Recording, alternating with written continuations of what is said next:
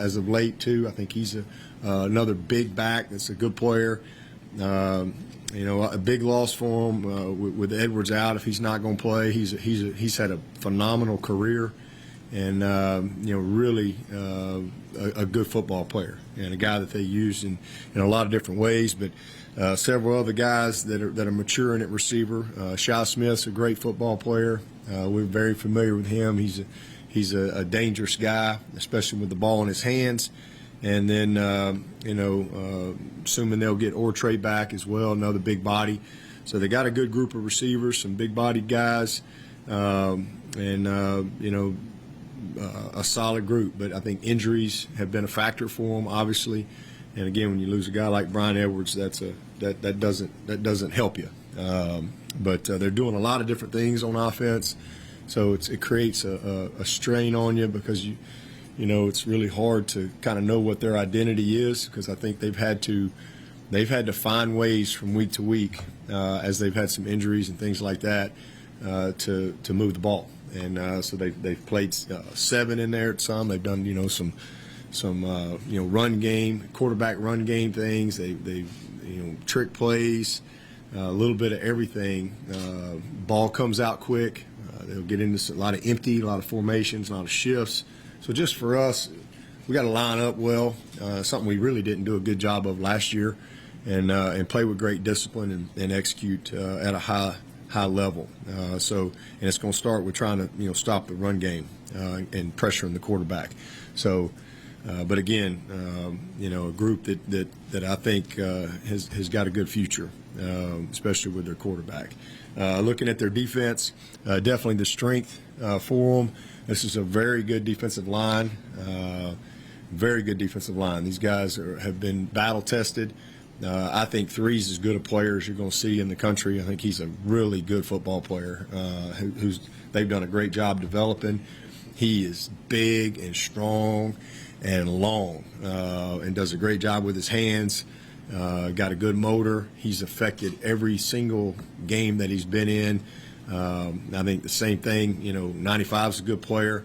I think both their ends are good players. 8 is a outstanding prospect. They've got some good leadership at linebacker, but they've had a couple injuries on that side as well. Like both their corners, I think both these corners are very good football players.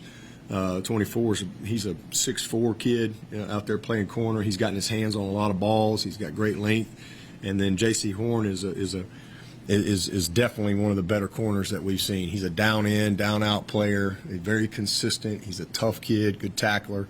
Good group, but again, for us, just excited about getting back on the field, excited about the week. Again, this is a wonderful week in all of college football. I think it's one of the things that makes college football so much fun. Games like this all over the country. But for us, our focus is just really simple. It's on finishing strong and playing our best 4 quarters of the season this week, and really nothing else. With that, I'll take your questions. Coach, I'm guessing that the bye week was just good for all your guys to kind of recuperate mentally and physically. But how about Amari and Justin? Are they both back to 100%? All back, ready to roll. It was great timing for us. Had a lot of guys kind of banged up in our last game, but the bye week fell at a good time, and so good to have everybody back.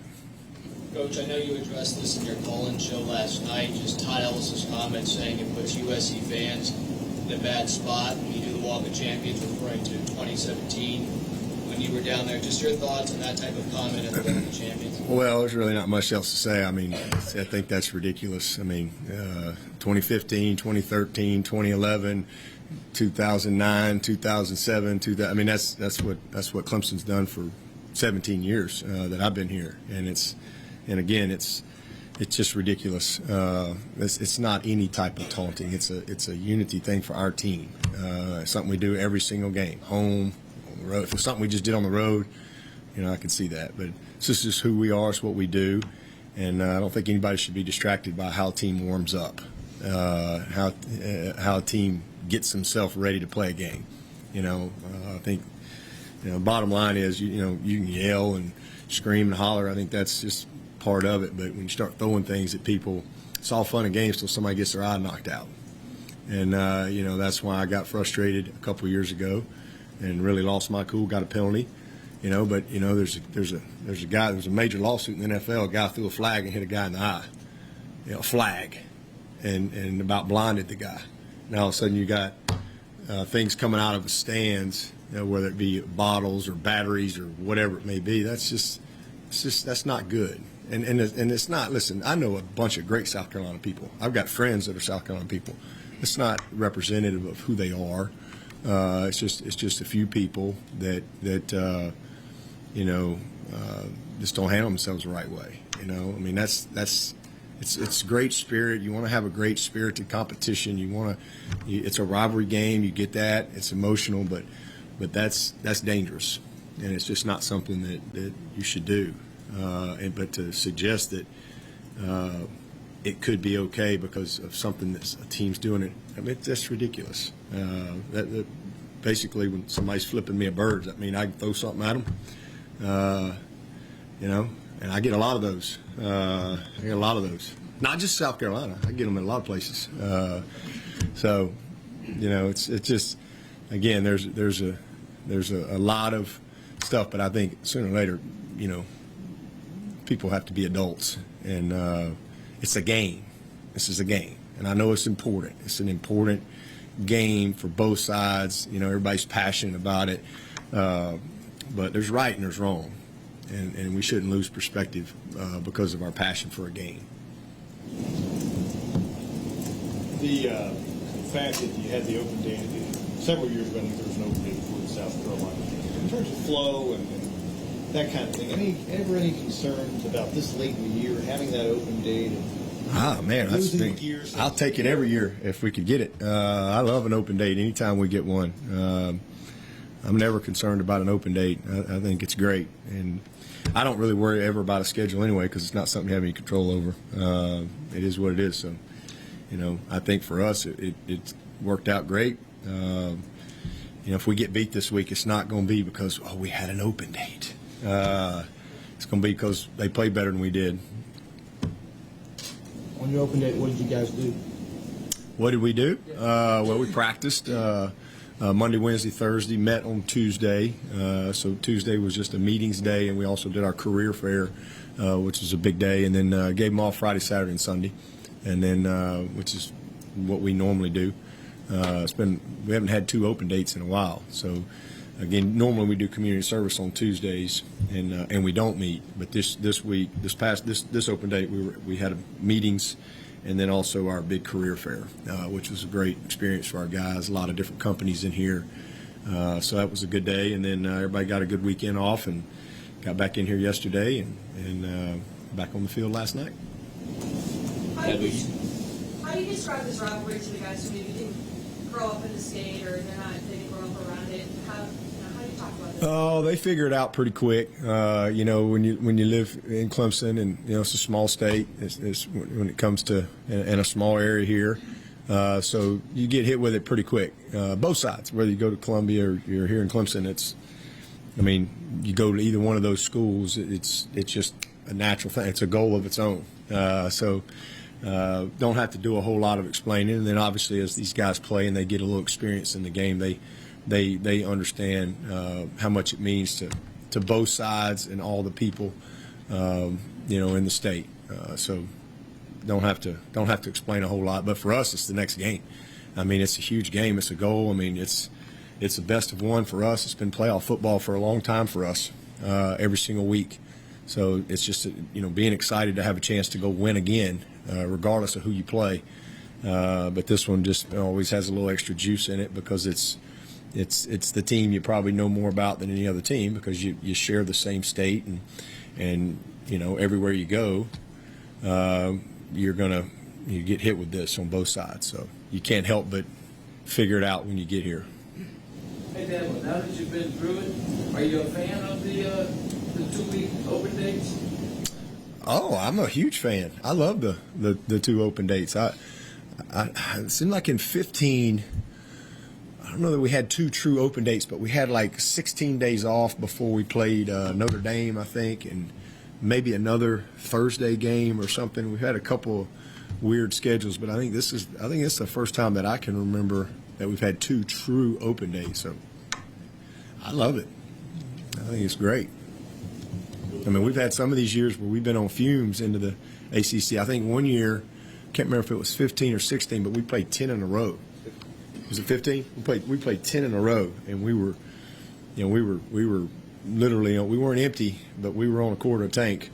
And thank goodness we had just enough gas left in us to get across the line there, and then went into postseason. But so yeah, I love it. The calendar's messed up this year. The whole calendar. It's the way everything. The ACC championship game's a week later.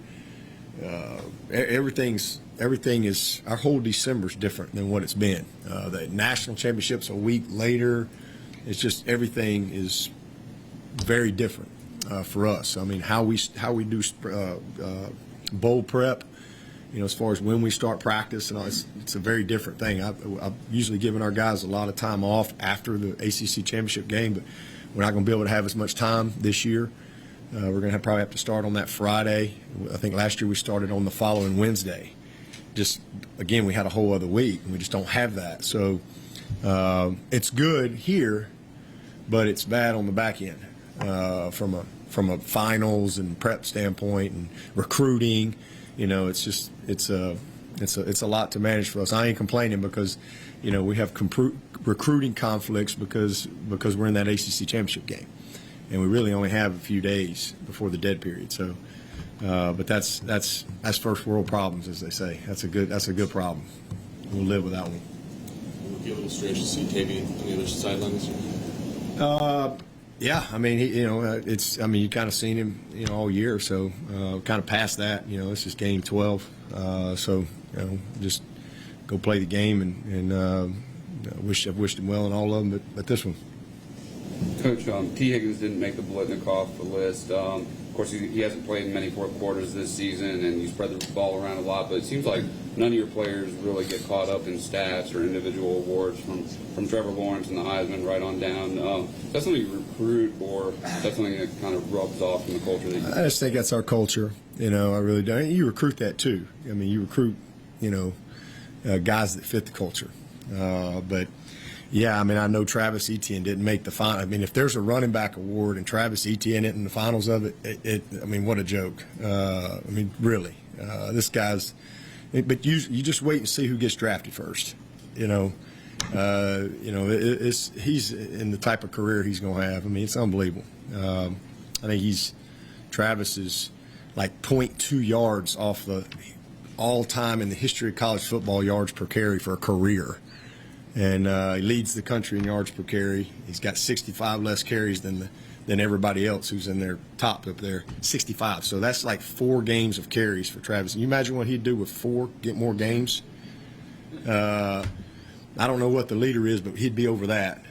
This guy's off the chart special. And so, I mean, but it just is what it is. I mean, he's the best back in the country. Trevor Lawrence didn't make first team All-ACC last year. Not sure who did, but I know Trevor didn't.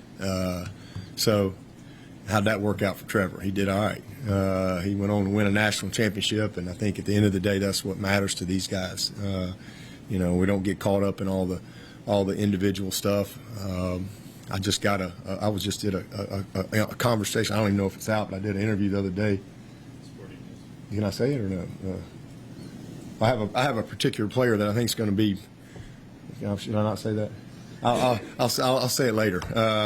Check back with me on that. I won't steal the thunder. But yeah, some of these award things, they just kind of make me scratch my head.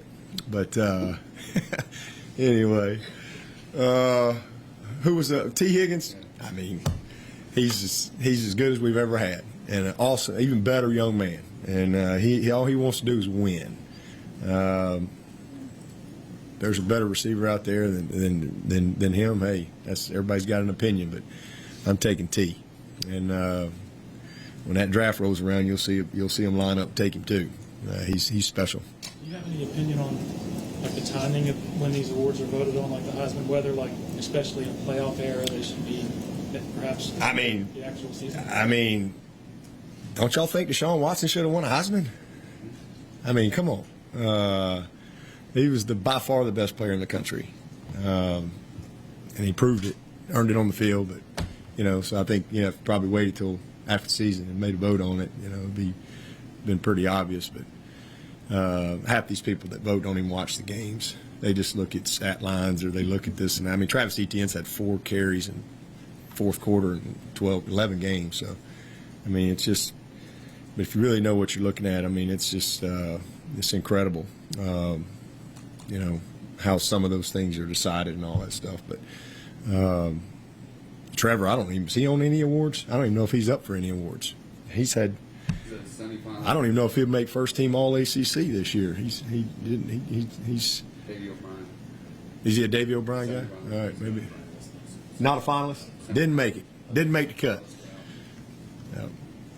We ain't worried about no awards. The only ones we want is every game from here on out. They hand a trophy out after the game for the rest of our way, and that's what our guys are focused on. Anything else that comes with it, great, but nobody's distracted by that.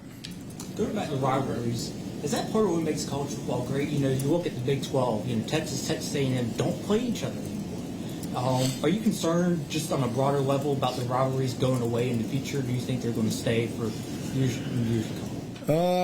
I cannot say that I'm concerned at all. I got too many other things to be concerned about. I don't really sit around and think about it, but I'm not really worried about it either. I mean, just thinking about answering the question now, I mean, I can't imagine Alabama-Auburn not playing, or Clemson-South Carolina not playing, or Florida State not playing.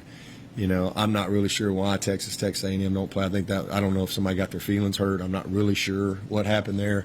It's kind of silly, but I think it's definitely Ole Miss, Mississippi State. I mean, those are. I feel sorry for the players who don't get a chance to be a part of a true rivalry like we have here. I mean, because it is a really cool thing to be a part of when you have so many people that are invested and so passionate about an outcome of a football game. I think it's just it's a blast to be a part of it. And again, it's a very natural thing for me because I've literally since I was born, I've been a part of it. I mean, literally, I always joke, when you're born in Alabama, you don't leave the hospital till they stamp your birth. You're either Alabama or Auburn, or you don't leave. They just keep you there. You got to declare right there. And so I just so happened to be Alabama. My mom and dad were Alabama, and that's what I was, and that's how I was raised, and was just eat up with it, and I wanted to be a part of it, and then to get a chance to be a part of 13 Alabama-Auburn games was special, and had never in a million years that I think I'd end up at Clemson, and now I'm in my 17th Clemson-South Carolina game. So it's awesome. So my whole life I've been a part of, like, this just feels normal.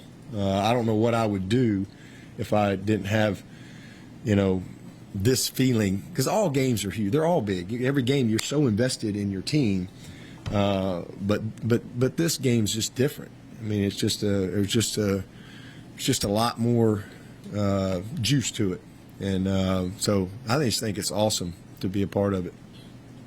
Coach, something we've heard from your players a lot this season is this idea of not getting too high or too low. Does it become a little harder to enforce that message with a rivalry game like this? And I guess there may be a balancing act of allowing them to buy into the emotions of a game like this. I don't think so. I mean, we got a lot of experienced guys, and I mean, it's at the end of the day, we don't prepare any differently. So that's there's consistency in how we prepare. We don't. All right, South Carolina, we're going to practice longer, meet longer, and it's just another Monday. It's just another Tuesday today. So there's a lot of consistency in our prep. That doesn't change. There's always, outside things that you have to manage from week to week. This is a game that you just don't want to play it on Wednesday. You want to make sure that you are ready to go at 12 o'clock on Saturday. Both teams, both teams will be excited to play. Both teams, if you be honest with you, if we could call each other up, we'd probably just soon play tomorrow. That'd probably be good with Will and be good with me. Let's just go play. But so but it's part of the week, and again, that's what makes it fun. Thanksgiving, everybody's sitting around and talking about it, and getting excited about the game. Coach McQuamu, 24 for the Gamecocks. He had that 3-interception game against Georgia, including a pick 6, but he's got rare size for a corner. How good is that matchup going to be between he and Justin and T? That'd be a good one. I mean, he's a unique guy in that he's a very long corner. You don't see many guys like him, and he's got great ball skills.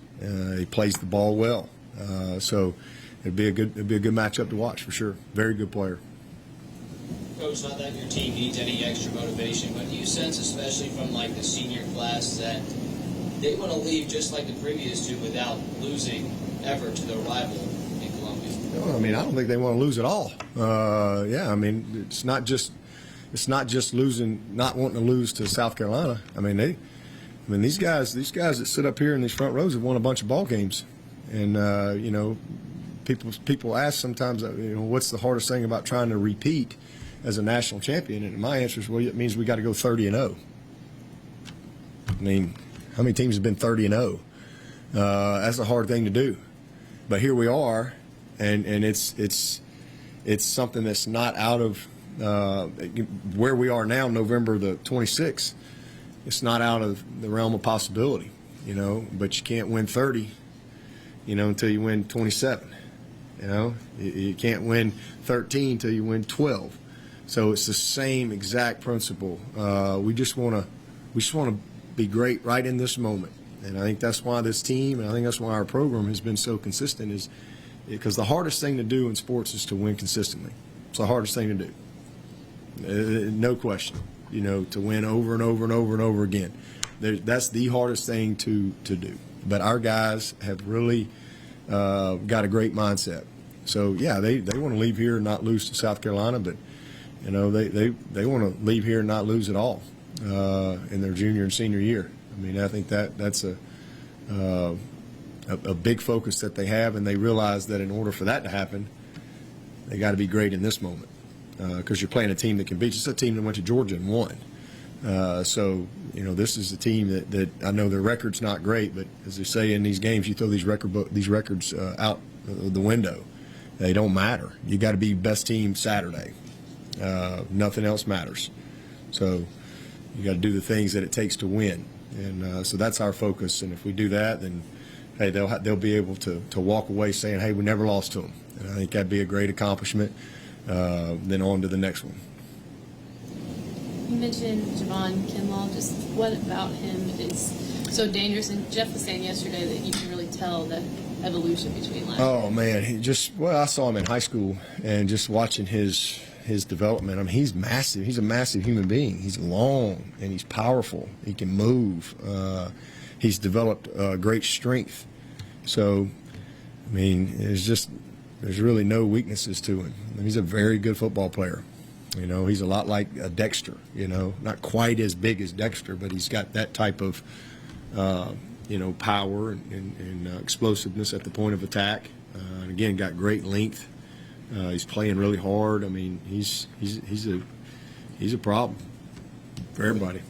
You mentioned it's hard to kind of see what their identity is on offense because of all the injuries. Just when you watch them offensively, what do you kind of see as the reasons for some of those struggles they've had this year? Well, again, I think they've had multiple people. Obviously, they lost their starting quarterback the very first game, so now you got a true freshman walking out there that I don't think they were planning on at the beginning, and so now there's always some challenges there, but I really think he's done a good job. I think he's gotten better and better and better. They've had some inconsistencies up front, whether it be injury or moving guys around, trying to find the right combination, and then same thing, injuries outside, and just but they've done some good things, and they're very multiple in what they do. I mean, they create a lot of problems. I mean, lining up against these guys, I mean, they're well coached. I mean, they're a very well coached, football team, and but lining up, making sure that we're disciplined, with our eyes so that we can execute our calls. That's going to be the key for these guys because again, they've presented so many different things. Lots of motion from empty back, traveling guys, so. They stress you that way, but I think just the biggest thing is some youth, just some inexperience. They've got a freshman at guard, so just a little inexperience and a little youth, but they got some talent. You think with your defense, the night they had against these guys last year, that was a catalyst and sort of gave them the focus and then achieve what they did from that point?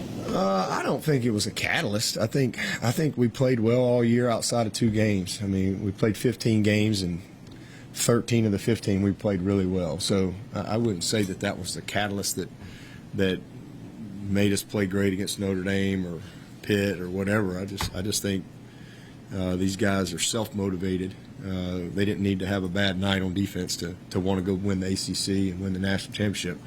But you know, we made some mistakes. We didn't line up well. We were bad with our eyes. Our alignments were poor.